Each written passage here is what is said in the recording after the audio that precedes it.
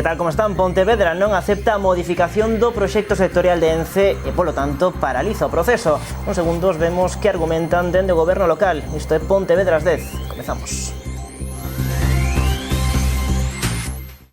O Concello de Pontevedra non acepta a modificación do proxecto sectorial de ENCE e, polo tanto, paraliza o proceso, como lles estamos contando. Unha decisión que se toma por tres razóns. A primeira, porque a empresa non facilita o consumo de auga que realiza anualmente. A segunda, porque tampouco se sabe a cantidade de vertedura que a pastira realiza na actualidade. E a terceira, porque a cidadanía e a empresa deben respectar o plan de ordenación do litoral vixente. Dende o Concello de Pontevedra foron claros nesta xornada, non aceptan e, polo tanto, paralizan o actual proxecto sectorial de ENCE. Dende o Concello consideran que a empresa non dá resposta e non cumpre co actual plan de ordenación do litoral. Informamos que non se debe facer esta modificación do proxecto sectorial de incidencia supramunicipal por tres cuestións fundamentais. A primeira, polo impacto paisaxístico que suporía esta nova edificación dentro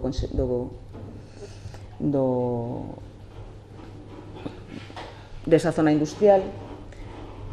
Segunda, por consideracións tamén de carácter técnico respecto do consumo de auga e dos vertidos á ría.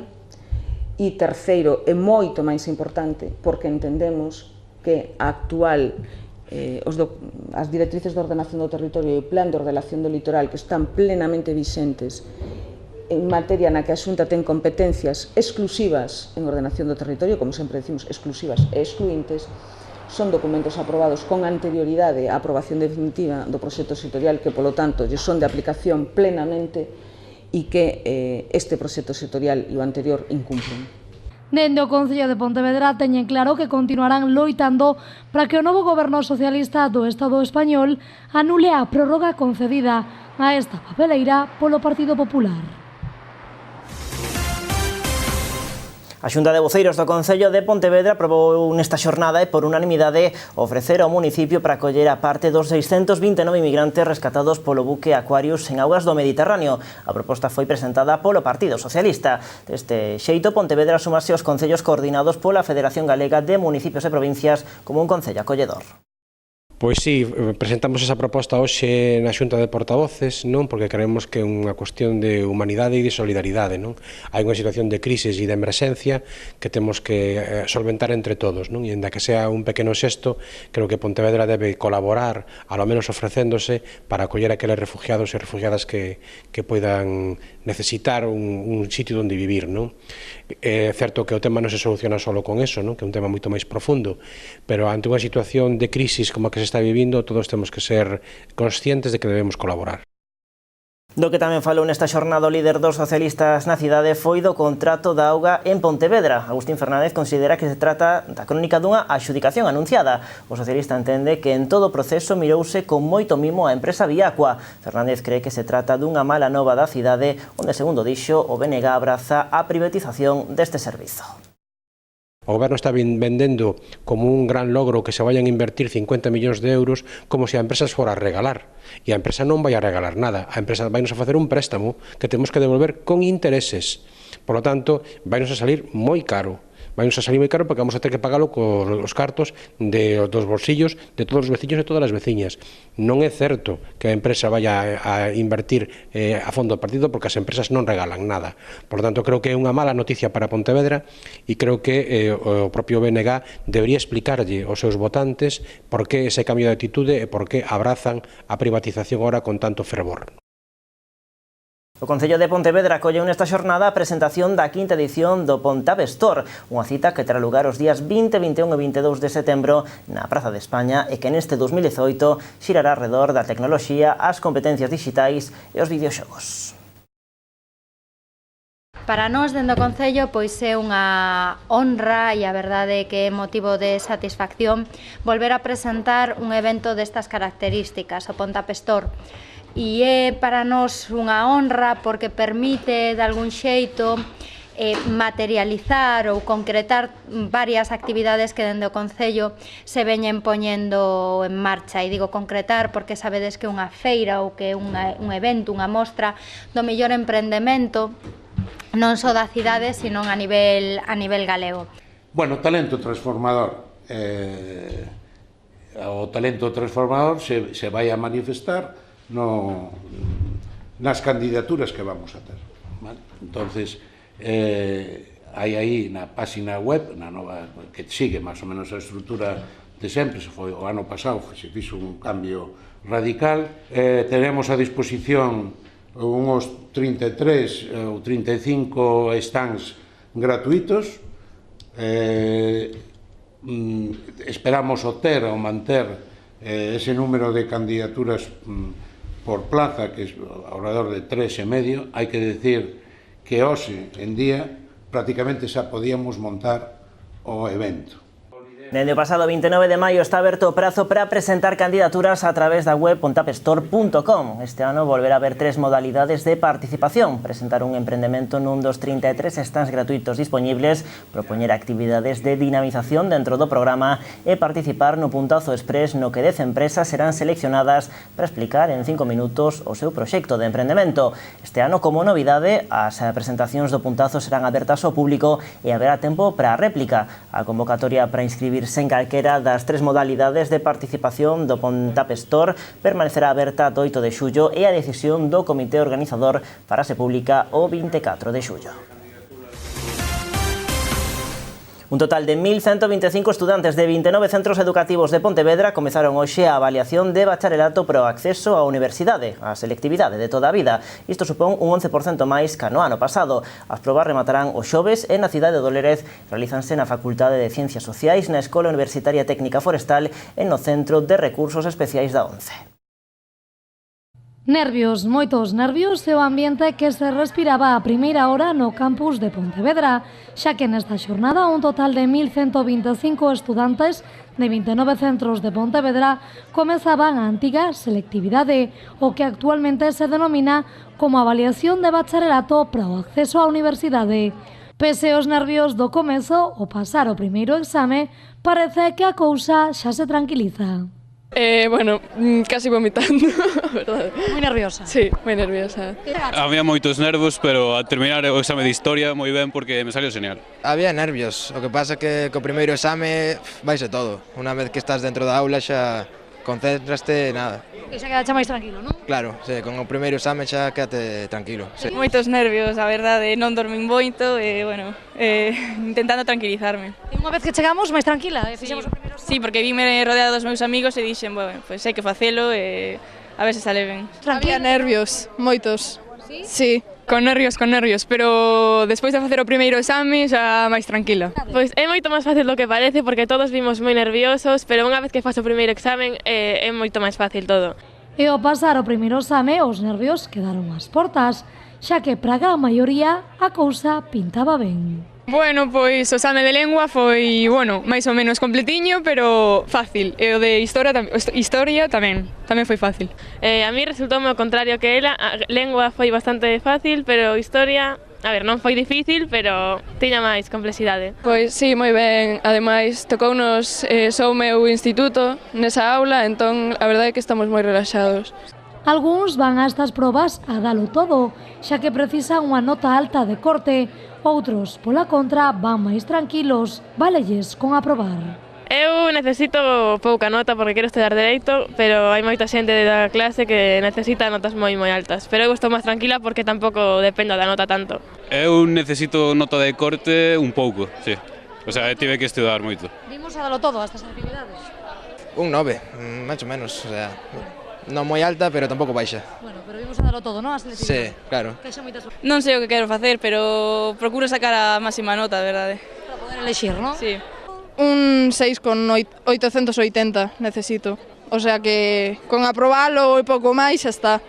Hoxe foi a quenda das materias comuns: Historia, Lingua e Literatura, Galego e Inglés. E mañá, mércores e o xoves será a quenda para as específicas.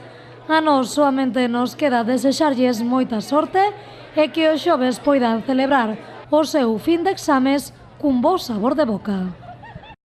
O delegado da Xunta en Pontevedra e o xefe territorial de Educación na provincia visitaron nesta xornada o CEIP Manuel Vidal Portela. A fin desta visita é coñecer de primeira man a mellora da instalación eléctrica que veñen de realizar tanto neste centro como no EPA Río Lérez. Neste encontro, dende a Consellería de Educación tamén se comprometeron a arranxar os aseos do centro. O delegado da Xunta en Pontevedra e o xefe territorial de Educación na provincia fixeron nesta xornada unha parada no CEIP Vidar Portela que comparte instalacións co Centro de Educación Permanente de Adultos. Unha visita que tiña como fin coñecer a nova instalación eléctrica deste espazo e tamén anunciar o investimento e mellora dos aseos.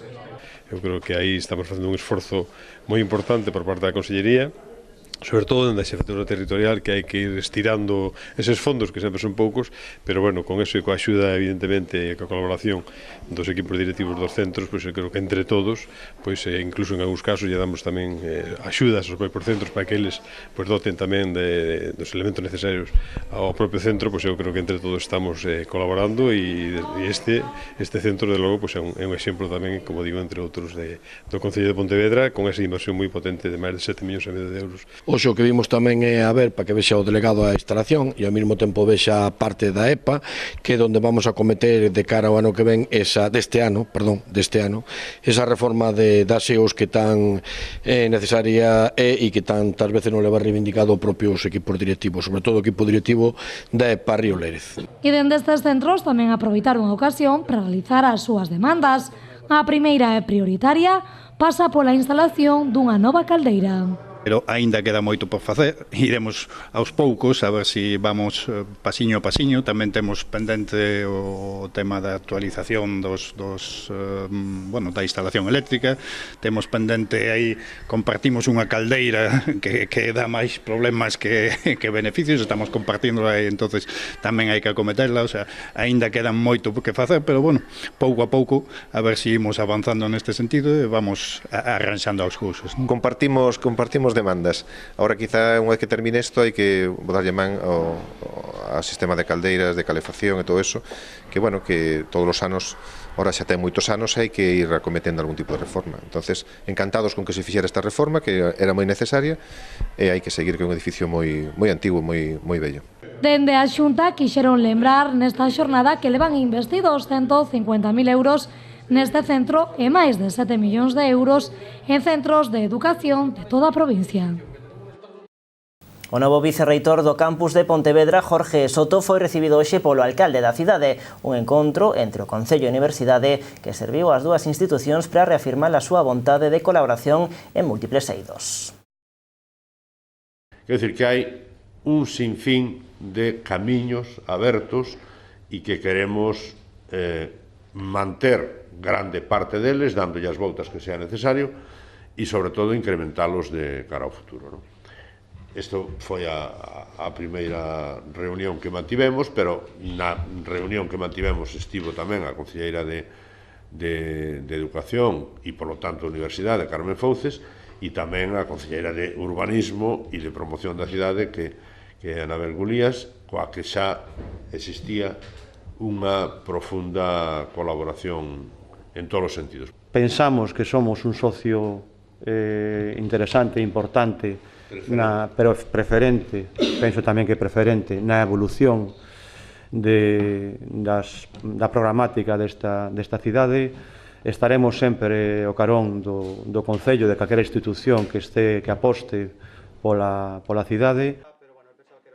Xunto ao alcalde e as concelleiras de Educación Carmen Fouces e Promoción Económica Anabel Gulías participaron na recepción o vicerreitor, que tamén veu acompañado polo profesor de Ciencias Sociais e da Comunicación Pedro Figueroa. O alcalde dixo que o que lles interesa a ambas institucións é manter a máxima colaboración e sacarlle a máxima rendibilidade ás titulacións que hai no campus. Pola súa banda, Jorge Soto dixo que acolle con moita ilusión esta nova etapa chea de retos. Soto aludiu á vontade do novo equipo de seguir traballando no campus CREA e seguir incrementando a relación da Casa das Campás coa cidade no aspecto cultural, así como darlle un pulo importante ao ámbito educativo, deportivo e de integración.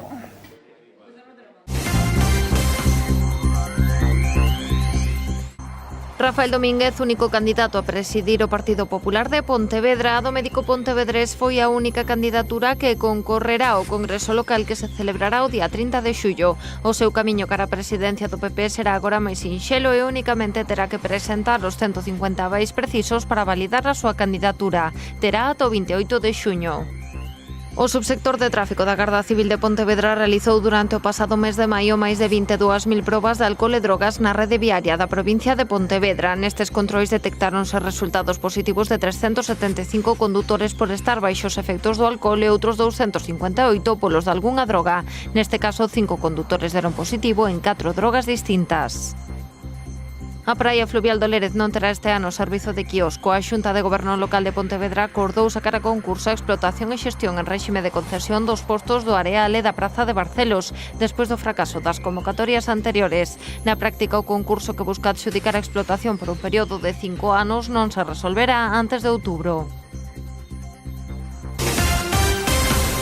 Pois así poñémolo punto final a este tempo de noticias en Canal Rías Baixas. Non marchen porque de contado chega Marta Landeira cunha nova edición do programa Falemos. Nos volvemos mañá a partir das 9:30 con todas as noticias do día. Adeus.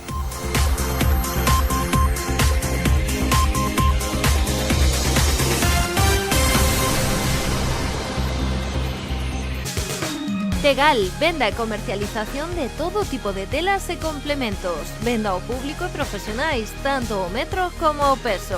Para o teu fogar, estores, panel xaponés, colchas, fundas nórdicas, confección a medida coa tela que elixas. Tegal en Pontevedra e en tegal.es.